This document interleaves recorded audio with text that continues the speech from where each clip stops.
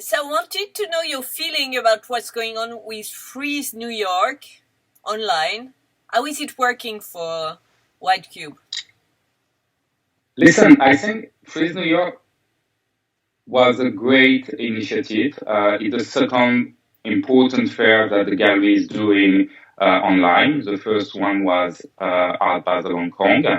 Um, I think the platform that Freeze New York provided is great. And galleries in general, but especially White Cube, at the time during the last few weeks to get used to this kind of new normality and new real, which is the So access online what's your to our feeling? artists and our program. So What's your feeling? Is it working well? my personal feeling is that digital and art online will never be able to transform or to change drastically what's the reality of our market for the simple reason that I think collector, dealer, curator need to experience a certain physicality in art, and that nothing can change that.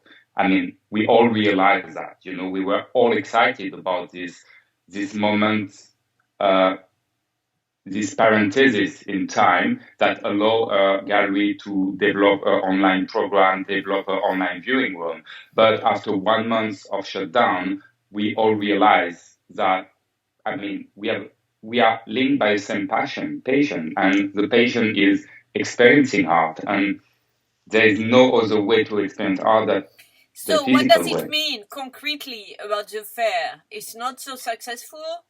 It is, actually it is. I'm saying that it is. We sold actually 6 works so far.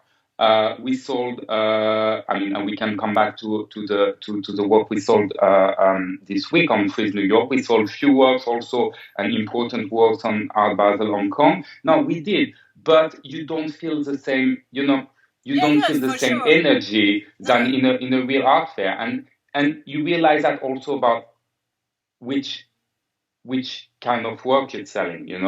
For example, for Freeze New York, we had the idea to focus on the team, and the team was work on paper. So we asked our artists, or we curated a selection of work only on paper and cardboard, and it worked very well. Actually, the audience was extremely responsive and in a nice way.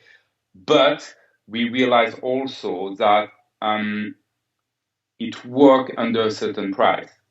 Under what People, price? I think, the online, the on obviously there will be always exception, for certain pieces. But I think it's easier for a collector to buy under $300,000 online and not seeing the work than than spending more money online. Okay. If you don't see the work, if you don't experience the work, it's always difficult And to sell on higher level. what's the range of prices of what you have sold? We sold work between $20,000 and $100,000 so far. Okay. And so your strategy was to present work not so expensive.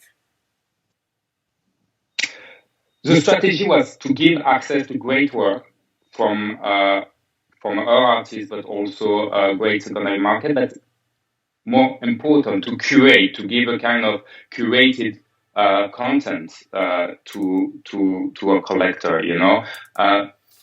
To have for collector, for people who come to visit the platform, to have the feeling that we had some thoughts about what we were presenting, and also create conversation between the work, between the artists.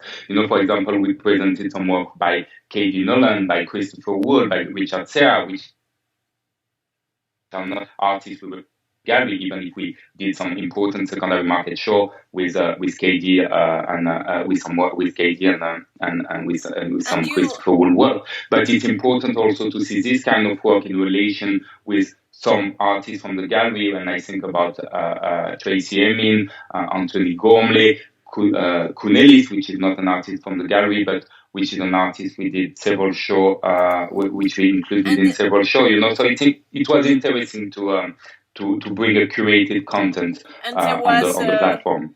There is on your online booth. There's also Kiefer, and Kiefer normally is not in the fairs.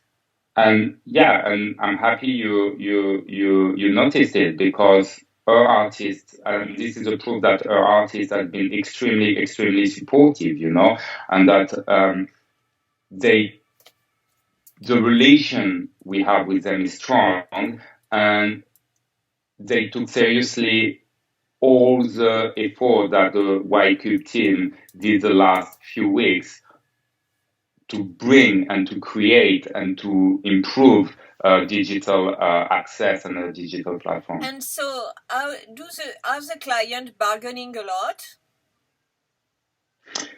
It's interesting.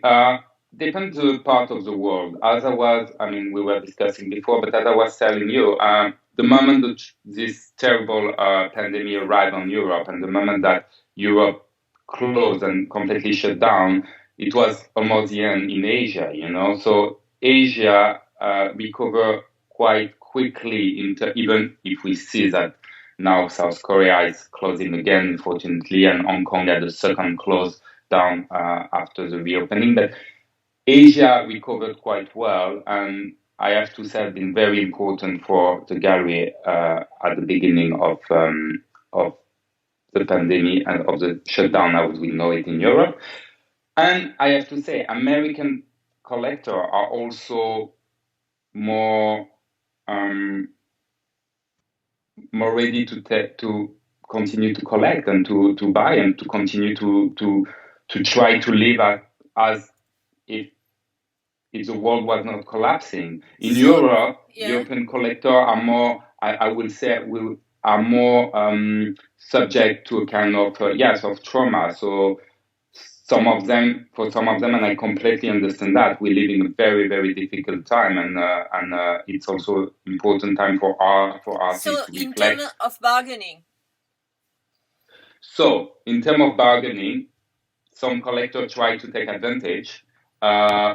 Honestly, so far, I did not see any drop in price, and I'm specialized in secondary market for the gallery, and I can see that there is not so much, not the huge discount that we could have expected, or some collector could have expected. The only thing that changed is the offer. So the discounts are not more important, but there is definitely more choice. And today, I think more the right choice? moment. More choice, yeah. Really? Yeah, because you have less. You have less excitation on the market, so you have more time to decide. You have more time. You have more choice when you look for an artist. You get a bit more offer. For some artists where there were this kind of long waiting list. Some waiting list has been reduced, and you can get a better access. Like who? We all have artists. Every gallery has some artists which are in high demand. They are still in high demand, and thanks God, because, and as I say, artists have been extremely supportive from the gallery. But yeah, I think it's a great moment to be in touch with the collector, to have longer discussion, to be in a bit less in the excitation of the buying and more in the discussion about the art and the piece in particular.